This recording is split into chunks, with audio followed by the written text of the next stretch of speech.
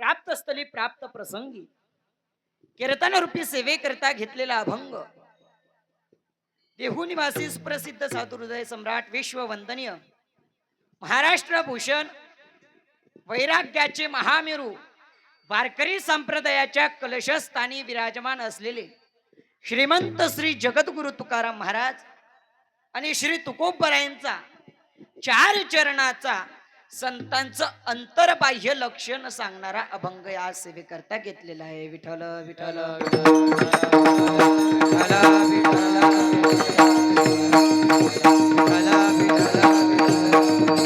हो.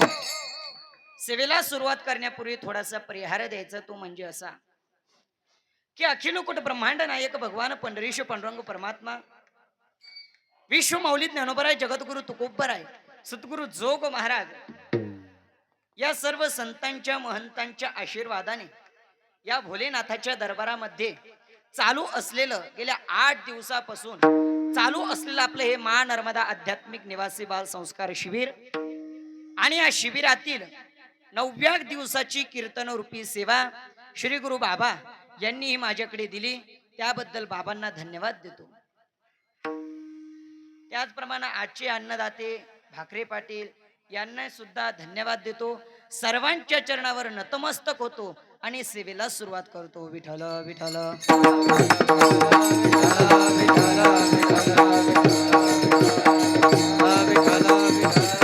हो. अभंग कुणाचा आहे महिला मंडळ? श्रीमंत श्री जगद्गुरु तुकोबरायांचा अभंग आहे का?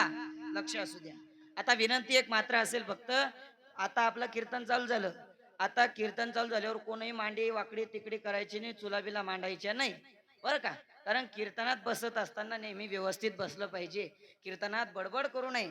तुकोबराय कीर्तनाचं महात्म्य सांगत असताना तुकोबराय म्हणतात, कीर्तनी बैसुनी करील जो बडबड बेंडूक होनी.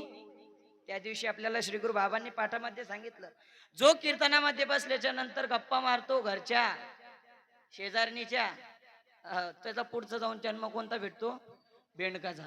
मग राम राम म्हणायच्या ऐवजी काय करावं लागतं? डराव डराव, आहे की नाही? म्हणून कीर्तनात बसताना व्यवस्थित बसा, कोणीही चुली बिली मांडू नका. कारण काय आहे, कीर्तनामध्ये स्वतः जगाचा मालक या ठिकाणी येऊन उभा राहतो. जेथे कीर्तनाची जागा तेथे पांडुरंग उभा. मग मला सांगा, परमात्मा ज्या कीर्तनामध्ये उभा राहतो त्या देवासमोर आपण वाकडं तिकडे बसलं चालेल काळजी? जाऊ द्या. मला सांगा, तुमच्या घरी जर जावई आला, जावई जावई म्हटल्याबरोबर कसे हसले तुम्ही? हा, जावई जावई आल्याच्या नंतर हातपाय वगैरे धुतो, हातपाय वगैरे पुसतो, पुसल्याच्या नंतर सोफा सेटवर काय करतो, जाऊन त्या ठिकाणी तो बसतो. मग तुम्ही येता त्याच्या समोर बसता, गप्पा करता. बरं, बसल्याच्या नंतर वाकडं तिकडे बसता का? इकडची मांडी इकडं करण, तिकडची मांडी नाही. कारण का? ते जावई आहे. नाकातला मोती नाकातला मोती ठेवी गान आणि राखे जावयाचा मान. मग तसं आपण सुद्धा कीर्तनात बसल्याच्या नंतर असं समजायचं नाही. तसंच परमात्मा आपल्या समोर उभा आहे, म्हणून त्या परमात्म्याच्या समोर सुद्धा आपण व्यवस्थित बसलं पाहिजे, एवढी मात्र सर्वांना विनंती. आणि ज्या ज्या वेळेला भजन होईल त्यावेळेस मुखाने भगवंताचं नामस्मरण करायला आणि हाताने टाळी वाजवायला मात्र कोणी आळस करू नका, एवढीच विनंती. कीर्तनाला सुरुवात. विठ्ठल विठ्ठल कुंडलिक वरदे हरी विठ्ठल श्री ज्ञानदेव माऊली ज्ञानेश्वर महाराज जगद्गुरु तुकाराम महाराज हो. अभंग श्रीमंत श्री जगद्गुरु तुकोबरायांचा आहे. ऐका, या अभंगातून श्रीमंत श्री जगद्गुरु तुकोबराय संतांची अंतर्बाह्य लक्षणे या ठिकाणी सांगताय. कोलवडकर मंडळी, तुम्हाला प्रश्न असा त्या ठिकाणी निर्माण होईल की तुकोबरायांना काय गरज पडली संतांची अंतर्बाह्य लक्षणे सांगायची? काय गरज पडली की त्या गरजेमुळे तुकोबरायांनी आजच्या अभंगात संतांची अंतर्बाह्य लक्षणे सांगितली? तर त्याचं उत्तर असं आहे सज्जना हो, की तुमच्या आमच्या जीवनाचं कल्याण, तुमच्या आमच्या जीवनाची सफलता, सार्थकता ही तुम्ही आम्ही कशामध्ये समजतो तर प्रापंचिक वस्तूमध्ये. प्रापंचिक वस्तूमध्ये त्या ठिकाणी आपण समजतो. प्रापंचिक वस्तू म्हणजे काय? घर दार बायका मुलं गोर ढोर, जो काही संसार आहे, या संसारामध्ये तुम्ही आम्ही काय करतो, तर प्रापंचिक वस्तूमध्ये आपण काय करतो, तर आपल्या जीवनाची सफलता समजतो. परंतु ऐका, आपल्या जीवनाचं कल्याण, आपल्या जीवनाची सार्थकता आणि आपल्या जीवनाची सफलता ही जर कशात असेल, तर ती परमात्मा प्राप्त आपलं प्रापंचिक वस्तूमध्ये नसून परमात्मा प्राप्तीत त्या ठिकाणी आहे. विठ्ठल विठ्ठल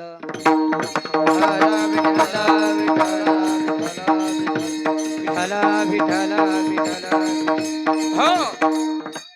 कारण सर्व संत ग्रंथ एक मुखाने सांगतात. तुकोबराय म्हणतात की तुका म्हणे जन्मा आल्याचे सार्थक विठ्ठलची एक देखलिया. म्हणून तुमच्या आमच्या जीवनाची सफलता सार्थकता, तुमच्या आमच्या जीवनाचं कल्याण हे प्रापंचिक वस्तूमध्ये नसून जर कशामध्ये आहे, तर परमात्मा प्राप्तीत त्या ठिकाणी आहे. कारण हे तुकोबराय सांगतात, हे मी नाही सांगत. सगळे ग्रंथ संत एक मुखाने सांगतात की अरे बाबांनो, तुम्हाला जर परमात्मा प्राप्ती करून घ्यायची असेल, स्वतःच्या जीवनाचं कल्याण जर करून घ्यायचं असेल, तर काय करावं लागेल, तर त्या ठिकाणी तुम्हाला संतांना शरण जावं लागेल. आपण जर ग्रंथ पाहिले, भगवान श्री कृष्णाने कुरुक्षेत्रावर जी गीता सांगितली, आपला जो धर्मग्रंथ आहे श्रीमद भगवत गीता, त्या गीतेतला 4था अध्याय आपण काढा आणि त्या 4व्या अध्यायामधला 34व्या क्रमांकाचा श्लोक आपण त्या ठिकाणी पहा. तद्विधी प्रणिपातेन परिप्रश्नेन सेवया उपद्यक्षन्ति ते ज्ञानम ज्ञानिनस्तत्वदर्शिना. ती गीता सुद्धा तेच सांगते. एवढंच द्या सोडून 18 पुराण आपल्या ठिकाणी आहे की नाही? त्या 18 पुराणापैकी महापुराण कोणतं आहे? भागवत पुराण त्या ठिकाणी आहे. ते भागवत पुराण सुद्धा तेच सांगतं की तस्मात् गुरु प्रपद्यते जिज्ञासुस्ते उत्तमम शाब्दे परेच निष्णांत ब्रह्मण्योपशमव्यम. ग्रंथ सुद्धा तेच सांगतात. एवढंच नाही तर संत महात्मे सुद्धा तेच सांगतात. ज्ञानोबरायांना विचारलं तर ज्ञानोबराय, आपण जर ज्ञानोबरायांना विचारलं की ज्ञानोबराया, तुमचा जो उद्धार झाला तो कुणामुळे झाला, ज्ञानोबराय ओवी सांगतात की मज हृदयी सद्गुरु जेने तारिलो हा संसार पुरू म्हणून विशेष अत्यादरो विवेकावरी ज्ञानदेव म्हणे तरलो तरलो आता उद्धरिलो गुरु कृपे. ज्ञानोबरायांना विचारलं तर ज्ञानोबराय हे सांगतात. एवढंच नाही, श्रीमंत श्री जगद्गुरु तुकोबरायांना जर आपण विचारलं तर तुकोबराय म्हणतात की संत दर्शनी हा लाभ पद्मनाभ जोडीला. एवढंच नाही तर नामदेवरायांना जर आपण विचारलं तर नामदेवरायांनी सुद्धा म्हणावं सद्गुरु नायके कृपा मज केली. सद्गुरु नायके कृपा मज केली. गुरु नायके कृपा मज केली. सद्गुरु नायके कृपा मज केली. निज वस्तू धावे माझी मज, माझी मज. निज वस्तू दे माझी मज.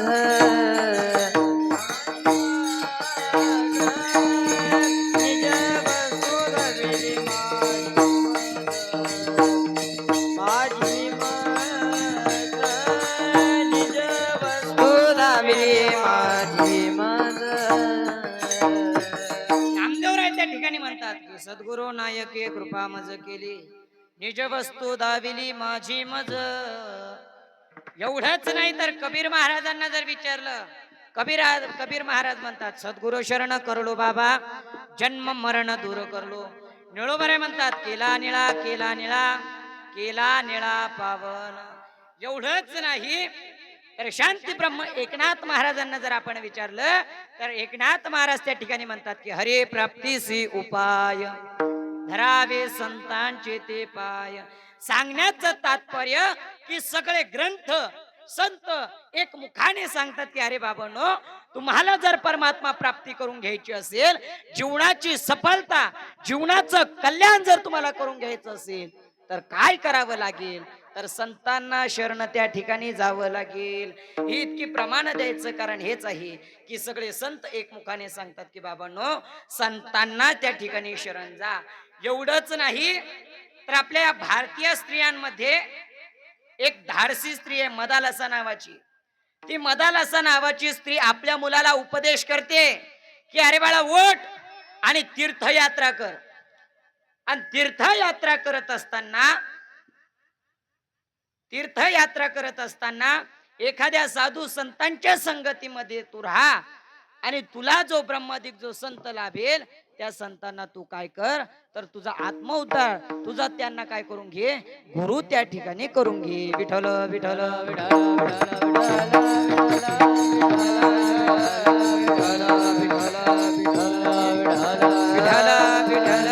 हो, सांगण्याचं तात्पर्य की संतांना शरण आपल्याला त्या ठिकाणी जावं लागेल. पण केव्हा? आपल्याला जर आपल्या जीवनाची सफलता करून घ्यायची असेल तर, आपल्याला आपल्या जीवनाचं कल्याण करून घ्यायचं असेल तर. म्हणून संतांना शरण जा. संतांना शरण गेल्याशिवाय पर्याय नाही. मग तुम्ही म्हणाल का हो महाराज, ज्या संतांना तुम्ही शरण जाण्याकरता सांगताय नेमकं ते संत तरी कोण, असा प्रश्न तुम्हाला पडू शकतो. कारण साहजिक आहे प्रश्न पडणं. कारण आताच्या जगात, आताच्या या कलियुगात असे काही संत आहे, असे काही साधू आहे, टिळा टोपी गंध लावी जगी मी एक गोसावे. असे काही संत आहे की ते बाह्यवेश धारण करतात, अंगारा त्या ठिकाणी राख लावतात, भस्म लावतात, मोठ्याला रुद्राक्षाच्या माळा गळ्यामध्ये लटकवतात, लुंग्या काय घालतात, भगवे वस्त्र परिधान काय करतात, जटा काय वाढवतात आणि गल्लो गल्ली ते त्या ठिकाणी फिरतात. आणि मग गल्लो गल्ली फिरल्याच्या नंतर आपल्या लोकांना सुद्धा असं वाटतं, त्यांचा तो वेशभूषा पाहिल्याच्या नंतर आपल्या लोकांना सुद्धा वाटतं की अरे हेच खरे संत आहे गाणू, हेच खरे साधू आहे. पण लोकांना काय मालूम, हे इकडं मागतात आणि तिकडं पितात. आणि मग आपले लोक त्या संतांच्या मागे जाऊन, त्या साधूच्या मागे जाऊन जीवनाचं काय करून घेतात तर पतन त्या ठिकाणी करून घेतात. म्हणून तुकोबराय म्हणणं वाटलं की अरे हा जीव, ही अज्ञानी लोक या बाह्यवेशधारी संतांच्या मागे गेले नाही पाहिजे. त्याकरता तुकोबरायांनी या ठिकाणी संतांची लक्षणे, अंतर्बाह्य लक्षणे या ठिकाणी सांगितलेली आहे. ती दोन विचारामध्ये सांगितलेले आहे. पहिलं जो आहे ते अंतर लक्षण आणि दुसरं जे आहे ते बाह्य लक्षण या ठिकाणी सांगितले. कारण हे अज्ञानी लोक आहे, यांना काय करणार संत आणि असंत. संतांना कळण्यासाठी त्यांच्या सारखं त्या ठिकाणी आपण झालं पाहिजे. तुका म्हणे येते पाहिजे जातीचे इरग बाळाचे काम नाही इरग बाळाचे काम नाही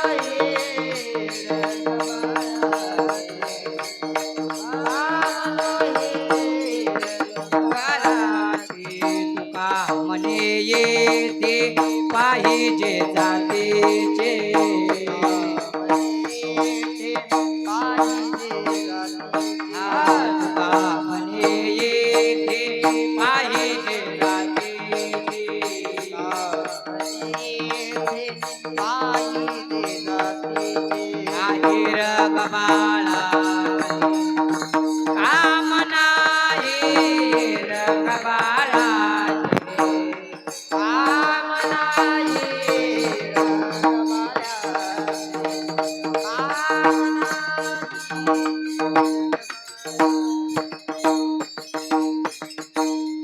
त्या ठिकाणी म्हणतात की त्यांना कळण्यासाठी त्यांच्या सारखं आपण त्या ठिकाणी झालं पाहिजे.